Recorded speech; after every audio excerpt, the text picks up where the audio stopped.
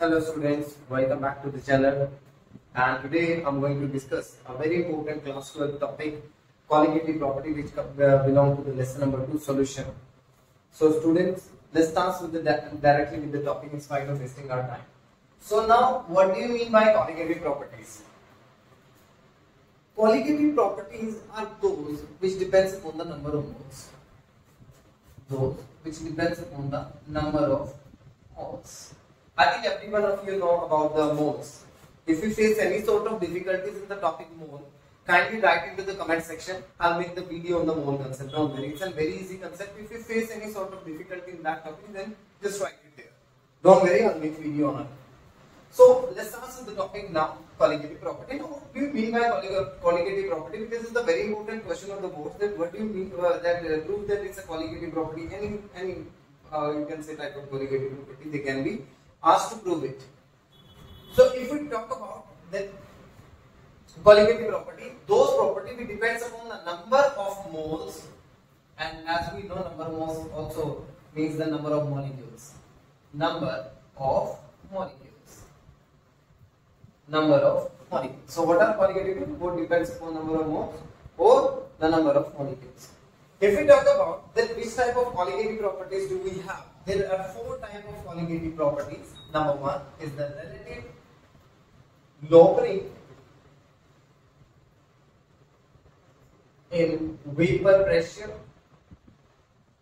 Vapor pressure. Second term is the elevation in boiling point. Elevation in boiling point. Number 3 is the depression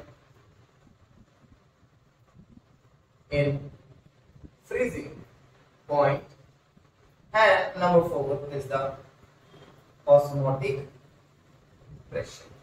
Number 4 property is the osmotic pressure. So students, these are the 4 colligative properties.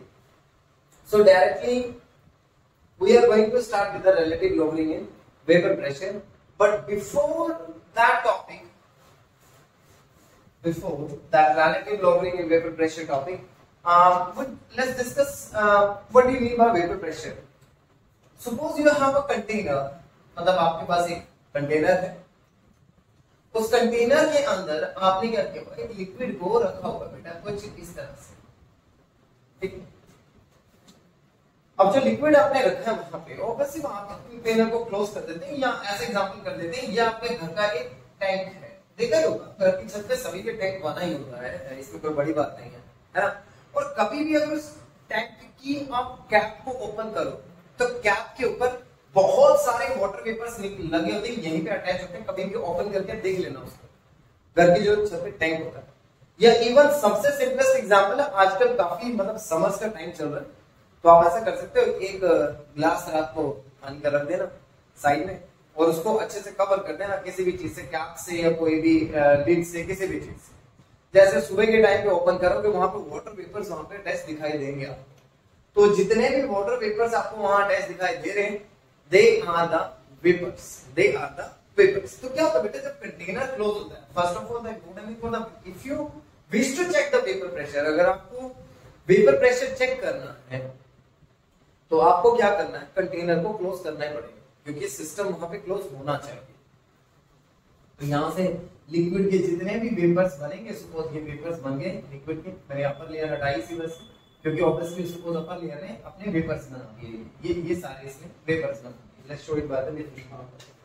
तो suppose करो यहाँ से इसने अपने अपने vapours बना दिए, जैसे जैसे वेपर्स बनाए तो ऑब्वियसली बात है थोड़ी देर बाद क्या होगा, वो वेपर्स यहीं पे कंटेनर के अंदर जो लिक्विड है उसी के ऊपर एक प्रेशर भी अप्लाई करेंगे। जैसे भाई जो उन्होंने वेपर्स बने थे लिक्विड के, वो वेपर इमीडिएटली सरफेस के ऊपर लिक्विड के क्या अप्लाई करेंगे बेटा, pressure, and that is called as vapour pressure. क्या नाम देते हैं आप, वेपर प्रेशर। जितना भी प्रेशर उसने वहां पे लिक्विड ने एक्सर्ट किया अपने सरफेस के ऊपर, and that is called as vapour pressure. हम लोग उसको क्या नाम देंगे बेटा, वेपर प्रेशर। आई होप ये कंसेप्ट वेपर प्रेशर के रिलेटेड जो है वो आपको क्लैरिफाई हो गया, ठीक है। तो आई थिंक अब वेपर प्रेशर से ही आगे चलते हैं रिलेटिव लॉगरिंग इन वेपर प्रेशर पे, जो बड़ी एक प्रॉब्लमेटिक टर्म है स्टूडेंट्स के लिए। I don't know why it's a problematic term. देखिए मैं बड़े सिंपल से एग्जांपल से आपको बताता हूं। सपोज कीजिए ये वेपर्स जो बन रहे हैं, ये वेपर्स जो बन रहे हैं, हम इनको वेपर्स को ऐसा कंसीडर करते हैं एक एग्जांपल में कि वेपर्स जो है वो आपकी चपाती है जिसको आपने खाना है। सपोज करो कोई भी एक पर्सन है एक्स, वो पर्सन है जिसने एक चपाती इसको खाना और उस बेचारे के पास 5 चपाती है। कितने हैं नंबर पे? 5 चपाती है।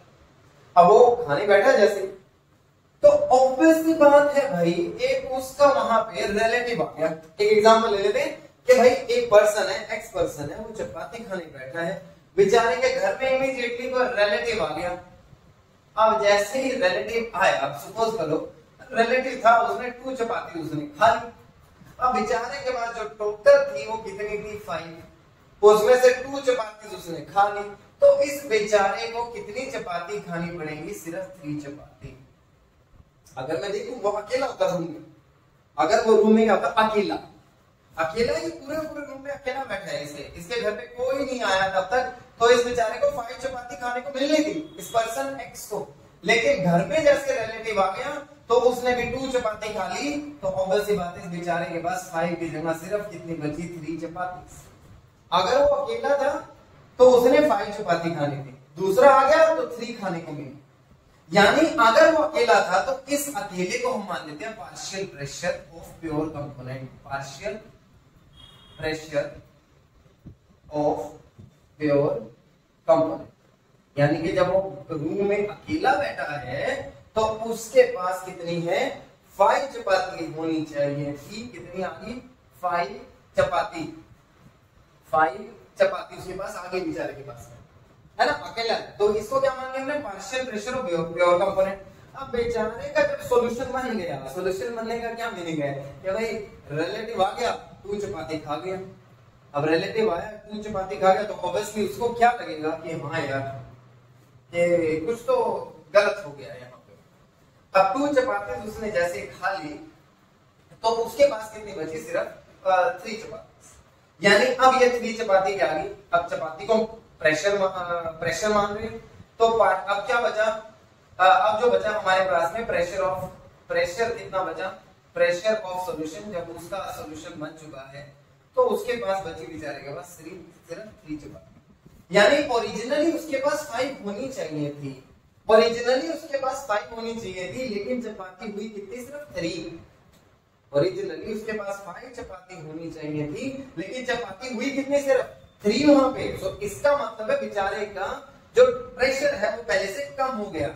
यानी अगर मैं इसको कंसीडर कर लूं partial vapour pressure of pure component, जिसको हम किससे डिनोट कर रहे हैं? P नॉट A के साथ। तो ये मेरा क्या आ गया? P नॉट A, और ये मेरा क्या आ गया? P solution. तो इसको मान लेते हैं टोटल P टोटल P आ गया।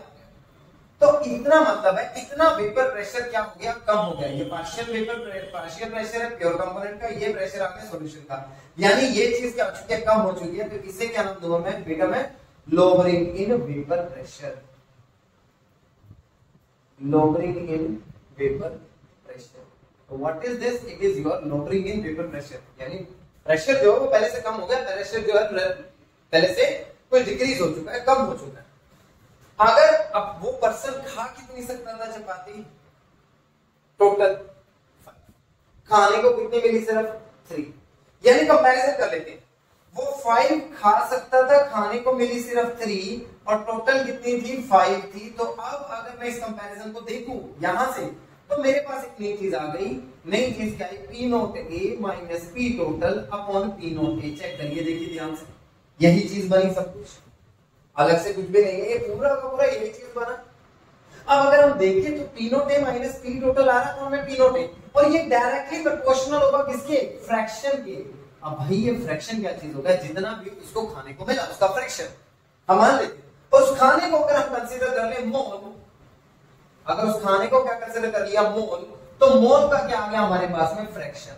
अगर हमने उस खाने को क्या कंसीडर कर लिया? मोल, तो मोल का क्या आ गया? फ्रैक्शन। यानी कि ये जो टर्म बनी है हमारे पास में, इस टर्म अगर मैं यहां से फ्रैक्शन को हटा दूं प्रोपोर्शनैलिटी साइन, तो इस टर्म को आप क्या बोलते हैं, relative lowering in vapour pressure, relative lowering in vapour pressure, जो कि किस पे डिपेंड कर रही है, मोल फ्रैक्शन के ऊपर। किसके ऊपर डिपेंड कर रही है, मोल फ्रैक्शन के ऊपर। यानी नेट फॉर्मूला क्या बन गया, P not A upon P total into P not A, which is directly proportional और you can say equal to that of mole fraction.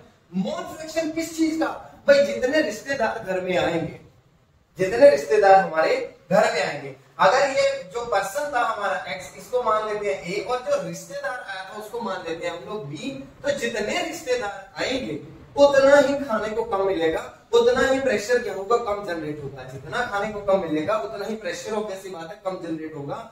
तो मैं क्या मान लेता हूँ यहाँ पे b, यानी जितने रिश्तेदार, रिश्तेदार को हमने b माना है, वहां जो रिलेटिव आए उनको b माना है, बाकी हमारा जो वेपर प्रेशर कम हो रहा है, यानी ये डायरेक्टली प्रोपोर्शनल आ गया इसके। आई होप अब सभी को relative lowering in vapour pressure आप सभी को क्लैरिफाई हो गया। इसी से बड़ी आसान सी एक समरी दे देता हूँ। एक पर्सन ए था, उसके घर में एक रिलेटिव आ गया, उसको 5 चपाती अकेले को खानी थी, जिसे हमने नाम दिया partial vapour pressure of pure component, है ना।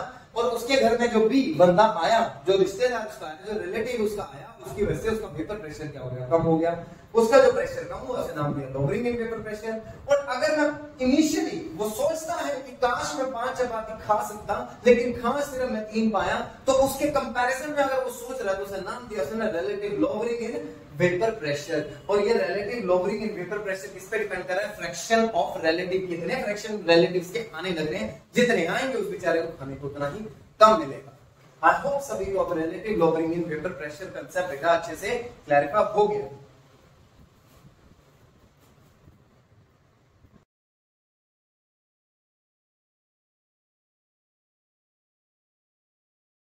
देखिए स्टूडेंट्स, नाउ अब मैंने क्या किया, यहाँ पे एक बार रिवाइज करते हैं, तो उसमें थोड़ा टाइम था, वो आप लोगों को बेस नहीं होगा, वो मैंने सेव कर दिया।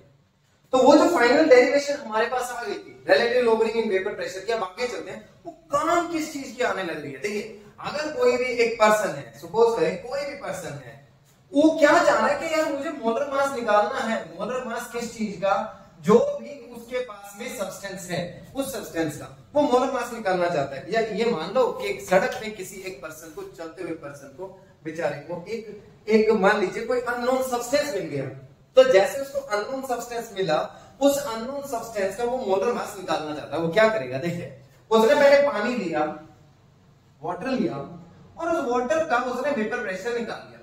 क्या किया उसने, वेपर प्रेशर उसका कैलकुलेट करके जितना भी आया उसको बाद में देखेंगे। सपोज करें उसका वेपर प्रेशर जो आया वो x मान लेते हैं, x एटमॉस्फेयर आ गया हमारे पास। फिर उसने उस अननोन सब्सटेंस को उस लिक्विड के अंदर डाल दिया। ये जो अननोन सब्सटेंस था इस वाटर के अंदर उसने ऐड कर दिया, या जो भी लिक्विड है उसके अंदर ऐड कर दिया।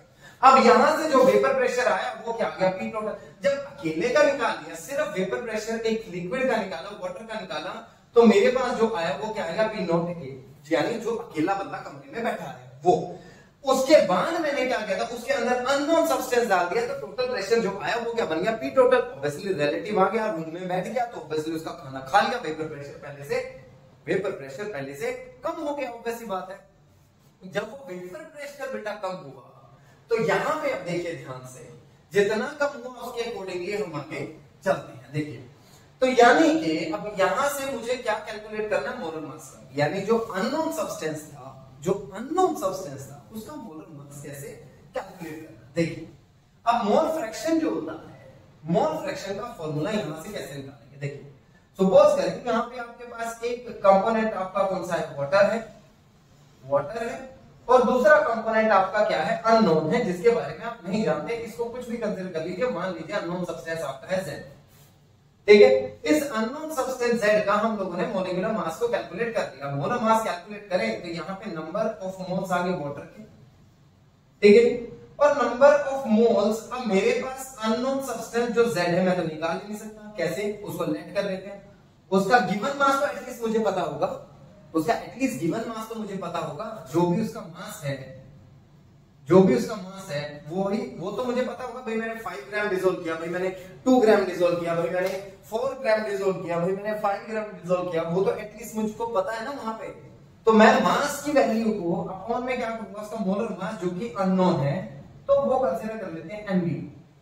मास तो मुझे पता है कितना है, मैंने 2 ग्राम डाला, 3 ग्राम डाला, जितना भी ग्राम डाला वो मेरे को पता है वहां पे। तो नंबर ऑफ मोल्स मेरे पास Z के आ जाएंगे इस तरह से। तो अब क्या करते हैं, मुझे तो अननोन सब्सटेंस मेरा क्या है, Z मान लिया मैंने, सॉरी Z की जगह B मान लेते हैं, ठीक है। तो मेरा B आ गया, तो यहाँ X भी आ जाएगा। देखिए मुझे मोल फ्रैक्शन निकालना है B का, तो मैं कैसे निकालूंगा, number of moles of B upon में number of moles of water plus number of moles of B। आसान है ये चीज, है ना।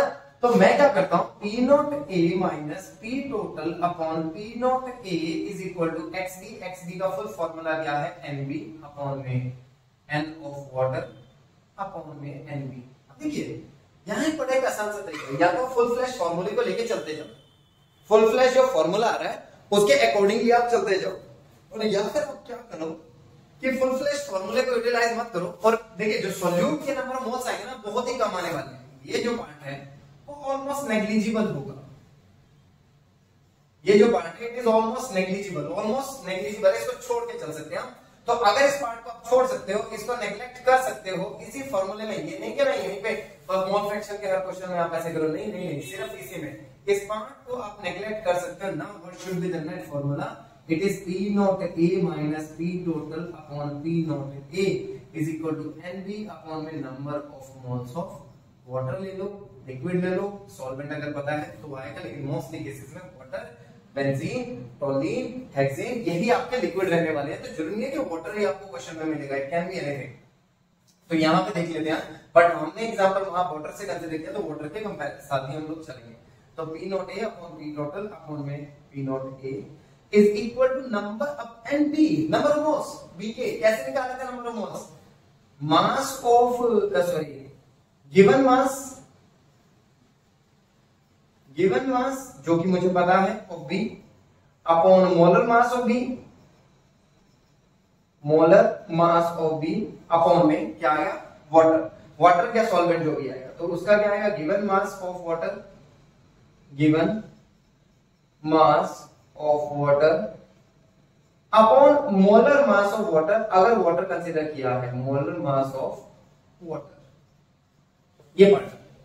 तो आप इस फॉर्मूले से मॉलिक्यूलर मास को कैलकुलेट कर सकते हैं किस तरह से, इसको क्रॉस मल्टीप्लिकेशन अगर हम लोग पूरे फॉर्मूले की कर लें, मैं इसको एक शॉर्ट फॉर्म में लिख देता हूं फॉर्मूला, तो समझना थोड़ा सा आसान हो जाए। P not A is equal to given mass of solute WB upon में molar mass of solute MB into में क्या आएगा, इसको ऊपर ले जाते हैं, मोलर मास ऑफ वाटर को हम A मान लेते हैं अपॉन में गिवन मास ऑफ A, ये बन गया। And what we are basically calculating it is molar mass, तो MB इज इक्वल टू क्या बन जाएगा, WB अपॉन में P not A minus P total upon P not A into में MA upon WA। So by this formula we can calculate the molar मास।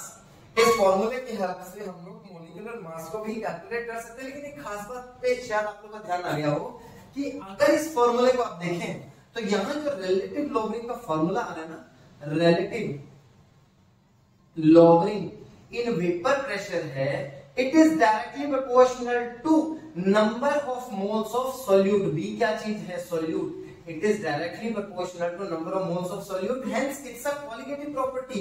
ये चीज prove भी कर रही है that it's a qualitative property. I think सभी को concept clarify हो गया है रिलेटिव लॉगरिथम से रिलेटिव।